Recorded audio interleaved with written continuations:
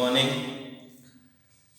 आज जो है बेटा हम लोग केमिस्ट्री कक्षा 12वीं में पढ़ेंगे। जो हमारा टॉपिक चल रहा था विद्युत रसायन, कक्षा 12वीं में विद्युत रसायन। इसके 2 वीडियो पहले मैं बना चुका हूँ, ये तीसरा वीडियो है विद्युत रसायन को लेकर। तो इसमें सबसे पहले हम जितना पढ़ लिया उसके आगे पढ़ते हैं। इसमें एक टॉपिक आता है, छोटे छोटे टॉपिक हैं। जैसे एक है ओम का नियम, ठीक है, ओम का नियम। तो ओम का नियम आप जानते हो क्या है? जैसे कोई तार है, कोई चालक तार है ना, उस चालक तार में अगर I धारा बह रही है तो उसके सिरों के मध्य उत्पन्न विभवांतर V है, तो V और I एक दूसरे के समानुपाती होंगे, है ना। अब इसमें देखो आप, ये चिन्ह हटाएंगे तो क्या लगा देंगे? R। अब ये I अगर इधर आया तो क्या हो जाएगा? V बटा I बराबर R। R क्या है यहाँ पे? R एक स्थिरांक है जिसे हम नाम देते हैं प्रतिरोध, ठीक है। R क्या है? प्रतिरोध। तो इसमें किसी चालक के सिरों के मध्य उत्पन्न विभवांतर और उसमें बहने वाली धारा का अनुपात सदैव स्थिर रहता है और उस स्थिरांक को हम प्रतिरोध कहते हैं।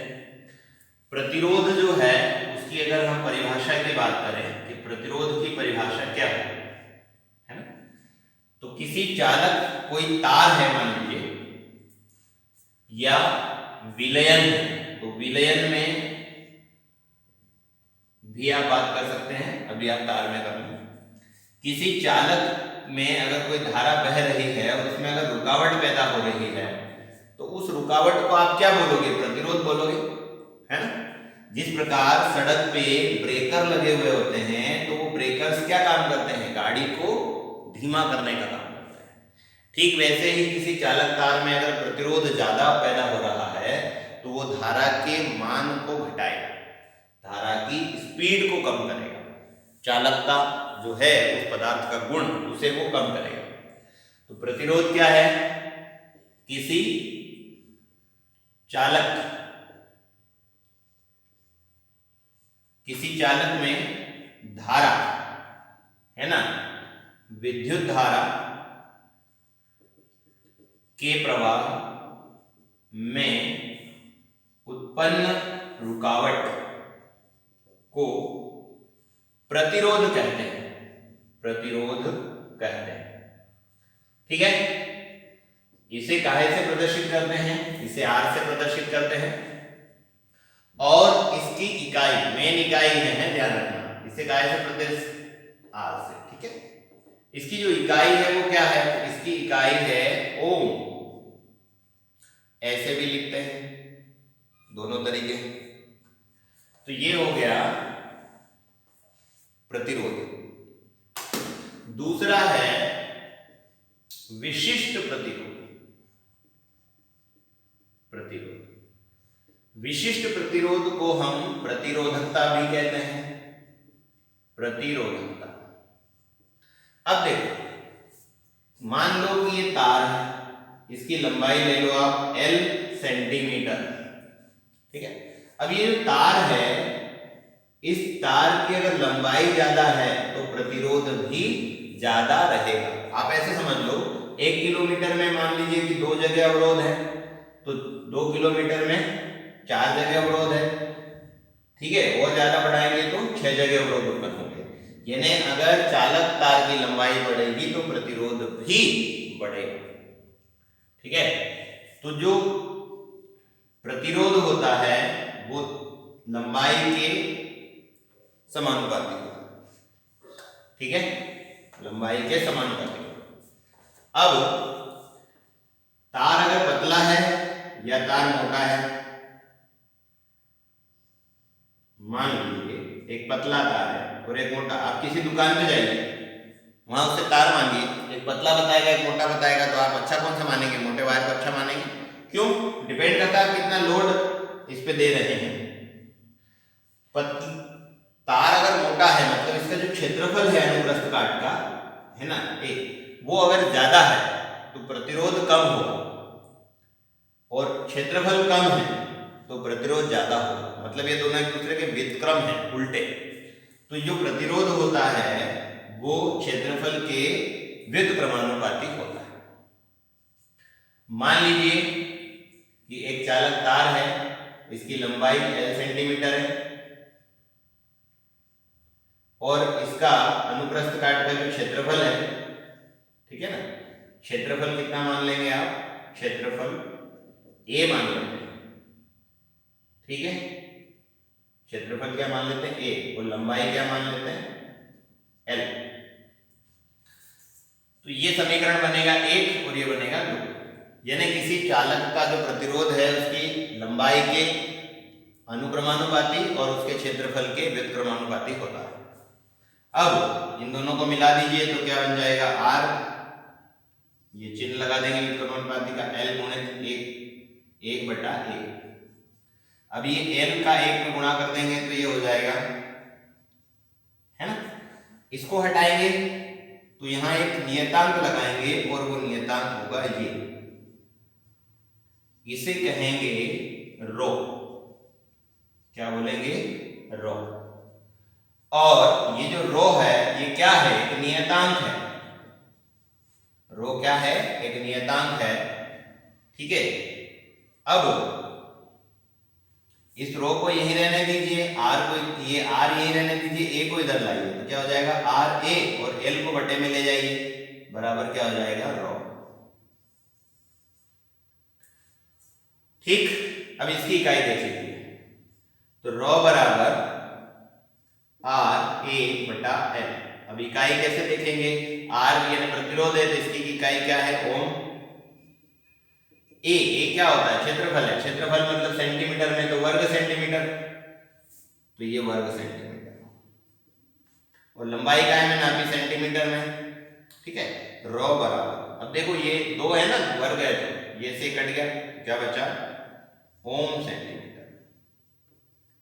इसकी इकाई क्या हो गई? ये हो गई, ठीक। अब अगर मैं प्रतिरोधकता, पहले इसको विशिष्ट प्रतिरोध कहते थे, आजकल इसको प्रतिरोधकता कहते हैं। अगर मैं इसकी इकाई की बात करूं तो ये हो गया ओम सेंटीमीटर हो गया, है ना। इसमें परिभाषा यहां से भी निकाल सकते हैं हम। रो बराबर क्या है? RA/L। अब आप मान लो कि क्षेत्रफल जो है 1 वर्ग सेंटीमीटर है और लंबाई जो है 1 सेंटीमीटर है, तो रो बराबर R गुणित यहाँ क्या आ जाएगा? 1 आ जाएगा, और यहाँ क्या आ जाएगा? 1 आ जाएगा। मतलब फाइनल क्या आ जाएगा? ये विशिष्ट प्रतिरोध जो होता है वो प्रतिरोध के बराबर होता है। कब? जब चालक तार की जो लंबाई है वो 1 सेंटीमीटर हो और उसका क्षेत्रफल जो है 1 वर्ग सेंटीमीटर हो, तब। ठीक है ना? तो ये आ जाएगा। अब इसमें ये समझ में आ गया। अब देखो इसकी इकाई क्या निकाली आपने? ओम सेंटीमीटर, है ना। तो प्रतिरोधकता क्या है? प्रतिरोधकता किसी चालक तार की लंबाई की अनुक्रमानुपाती और उसके क्षेत्रफल के व्युत्क्रमानुपाती होती है, और इसे रो से प्रदर्शित करते हैं, और इसकी जो इकाई है वो है ओम सेंटीमीटर। ठीक। अब बात करते हैं चालकता। चालकता को इंग्लिश में कंडक्टिविटी बोलते हैं और इसे C से प्रदर्शित किया जाता है। तो बेटा जो प्रतिरोध होता है उसका जो व्युत्क्रम है, जैसे प्रतिरोध क्या होता है? R, तो इसका व्युत्क्रम क्या हो गया? जैसे हर संख्या के बटे में 1 रहता है, तो R का व्युत्क्रम क्या हो गया? 1/R। चालकता प्रतिरोध का व्युत्क्रम है, तो चालकता प्रतिरोध का व्युत्क्रम होता है। व्युत्क्रम होता है। व्युत्क्रम मतलब उल्टा। चालकता को कैसे प्रदर्शित करते हैं? C से। प्रतिरोध क्या है? R। कहने का मतलब प्रतिरोध अगर घटेगा तो चालकता बढ़ेगी। ठीक है, जैसे गाड़ी आप चला रहे हो हाईवे पे और रुकावट नहीं आ रही है तो स्पीड क्या होगी, बढ़ेगी, और रुकावट ज्यादा आ रही है तो स्पीड क्या होगी, घटेगी। तो जैसे जैसे रुकावट अवरोध बढ़ता जाएगा, प्रतिरोध बढ़ता जाएगा, चालकता का मान कम होता चला जाएगा। तो C यानी चालकता, कंडक्टिविटी प्रतिरोध के व्युत्क्रम के बराबर होती है। अब इसकी इकाई देख लेते हैं। R की इकाई क्या है, ओम है ना। इसकी पावर कितनी है, 1 है। अब इसकी पावर ये प्लस है तो अगर ऊपर जाएगा तो क्या हो जाएगा, माइनस हो जाएगा, तो ओम इनवर्स हो जाएगा। ये है इसकी इकाई। ठीक है, अब इसको क्या लिखते हैं, या करके इसको लिखते हैं सीमेंस। सीमेंस भी लिखा जाता है, एस से प्रदर्शित करते हैं। काहे से प्रदर्शित करते हैं, एस सर, है ना। तो इसको सीमेंस भी लिखा जाता है। एक होता है विशिष्ट चालकता।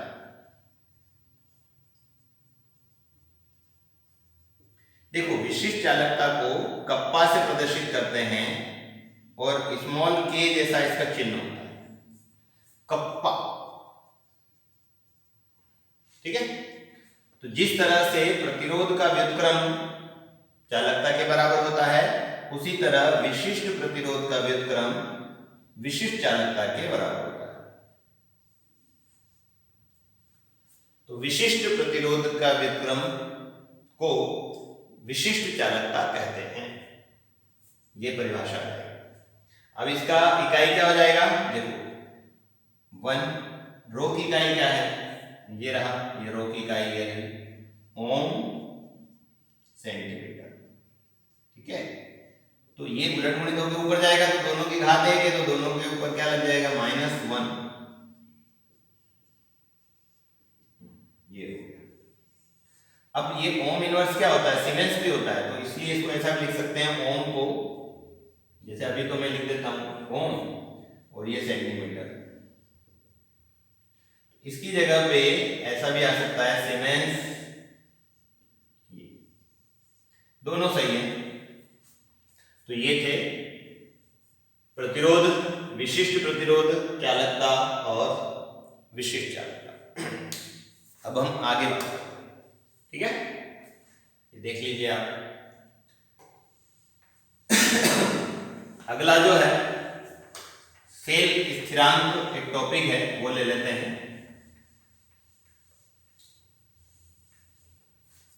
सेल स्थिरांक में क्या होता है, सेल स्थिरांक।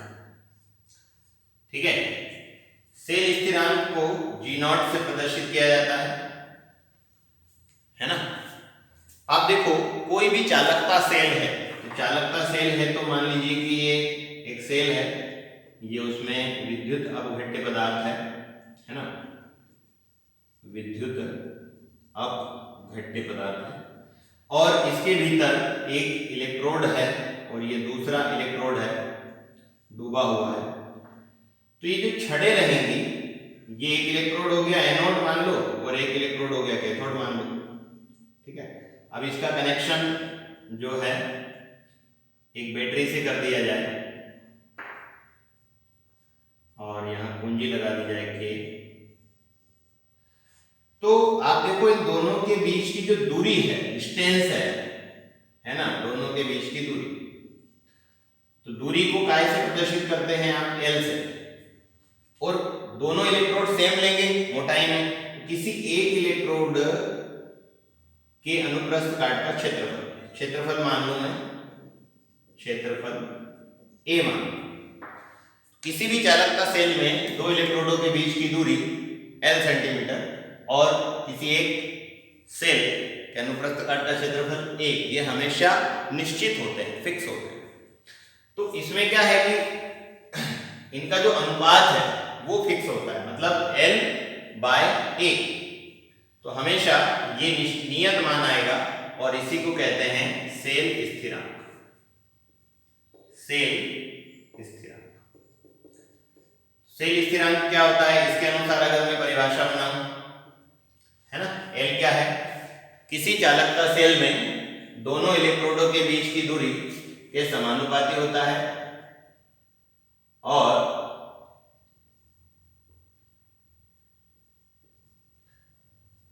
ठीक है, और किसी एक इलेक्ट्रोड के अनुप्रस्थ काट के क्षेत्रफल के व्युत्क्रमानुपाती होता है। दोनों को मिला देंगे तो ये बन जाएगा L बाय, ठीक है। तो सेल स्थिरांक जो है, किसी चालकता सेल में दोनों इलेक्ट्रोडों के बीच की दूरी L और किसी एक इलेक्ट्रोड के अनुप्रस्थ काट के क्षेत्रफल का अनुपात सदैव निश्चित रहता है, इसे सेल स्थिरांक कहते हैं और इसे G0 से प्रदर्शित करते हैं। अब इसकी इकाई क्या होगी? इकाई देखिए आप, L क्या होता है? सेंटीमीटर। L यानी लंबाई को काय में नापते हैं? सेंटीमीटर। और क्षेत्रफल को काय में नापते हैं? वर्ग सेंटीमीटर। तो ये से कट गया तो क्या बचा? अब ये पावर काय की प्लस की है ना, ऊपर जाएगा तो काय का हो जाएगा? माइनस का। तो इसकी क्या इकाई होगी? सेंटीमीटर इनवर्स जो है वो इसकी इकाई होगी। इसकी परिभाषा पूछी जाती है सेल स्थिरांक की, एक बार और रिपीट कर देता हूं। किसी चालकता सेल में दो इलेक्ट्रोड के बीच की दूरी L और किसी एक इलेक्ट्रोड के अनुप्रस्थ काट का क्षेत्रफल A का अनुपात सदैव नियत रहता है, इसे ही सेल स्थिरांक कहते हैं। इसे G0 से प्रदर्शित करते हैं। G0 बराबर L बाय A, और इसकी इकाई क्या निकाली हमने? Centimetre inverse. सेल स्थिरांक के बारे में इतना पूछा जाता है, ठीक है। अब जैसे एक टॉपिक है इसमें मोलर चालकता और एक है तुल्यांकी चालकता, तो हम दोनों की बात कर लेते हैं। पहले हम मोलर चालकता की बात करते हैं। मोलर चालकता, इसको इंग्लिश में बोलते हैं मोलर कंडक्टिविटी, ठीक है। क्या बोलते हैं? Molar conductivity, okay. और इसका एक और नाम है आणविक चालकता। आणविक चालकता, ठीक है। देखिए, कोई बर्तन ले लो आप, उस बर्तन में मान लो विलायक है। विलायक कितना है? जितना भी ले लिया, सपोज करो 1 लीटर ले लिया, ठीक है। इसमें आपको विद्युत अपघट्य मिला देना है।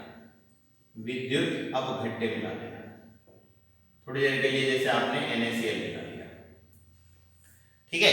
कितना मिलाया? तो ये मिलाना है आपको 1 मोल। कितना मिलाना है? 1 मोल।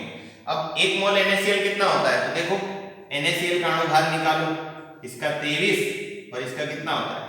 35.5। टोटल कितना हो गया? 58.5 ग्राम। यानी आप विलायक में, यानी जल ले लीजिए, चलिए जल में आप जो है 58.5 ग्राम NaCl घोल दीजिए। टोटल सॉल्यूशन अगर 1 लीटर है, 1 लीटर विलियन बन गया। कितना बन गया? 1 लीटर विलियन बन गया।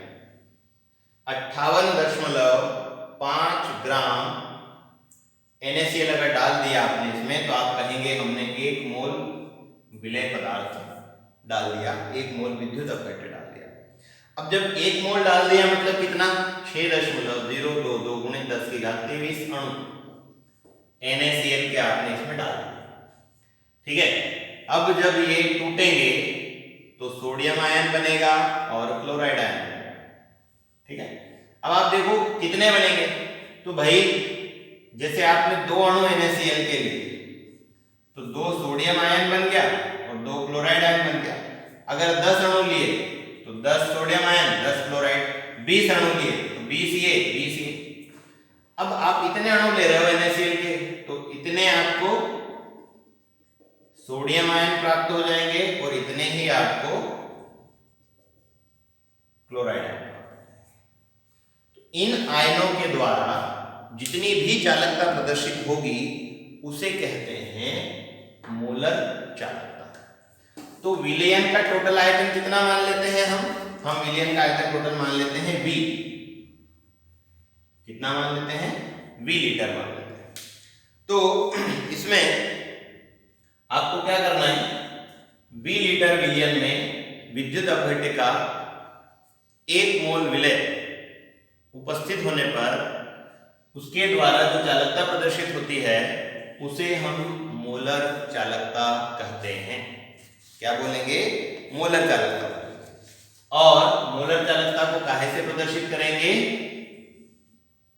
लैम्डा m, या तो इसको आप ऐसे लिख दो लैम्डा m, या फिर आप इसको ऐसे लिख दो, दोनों सही है, लैम्डा m से प्रदर्शित करेंगे।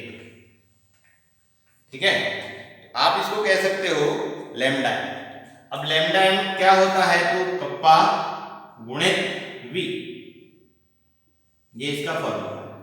कप्पा क्या है यहां पर, है ना? लैम्डा m क्या हो गया? मोलर चालकता। कप्पा क्या हो गया? विशिष्ट चालकता।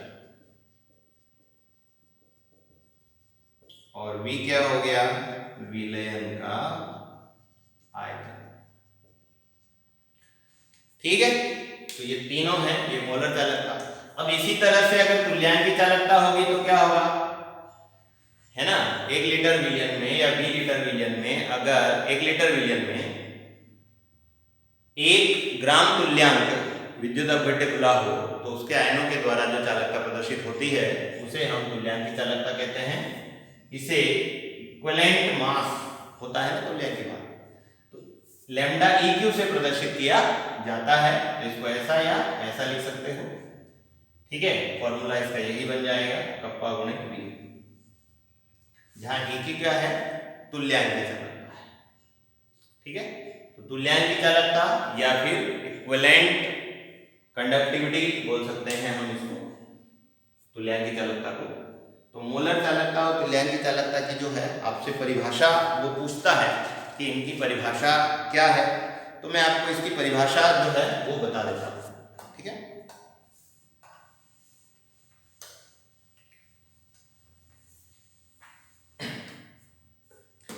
किसी विलयन की मोलर चालकता उन समस्त आयनों की चालकता है जो 1 मोल विद्युत अपघट्य को V घन सेंटीमीटर विलयन में विलय करने से उत्पन्न होती है। मोलर चालकता। ठीक है, किसी विलयन की मोलर चालकता, किसी विलयन की मोलर चालकता उन समस्त आयनों की चालकता है जो 1 मोल विद्युत अपघट्य को V घन सेंटीमीटर विलयन में विलय करने से उत्पन्न होती है। विलयन में विलय करने से उत्पन्न होती है। ठीक है, इसे लैम्डा m से प्रदर्शित करते हैं।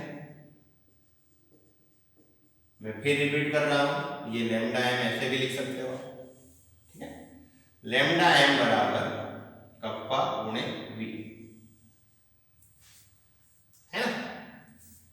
तो लैम्डा m बराबर हो गया मोलर चालकता, जहां कप्पा बराबर विशिष्ट चालकता, V बराबर विलयन का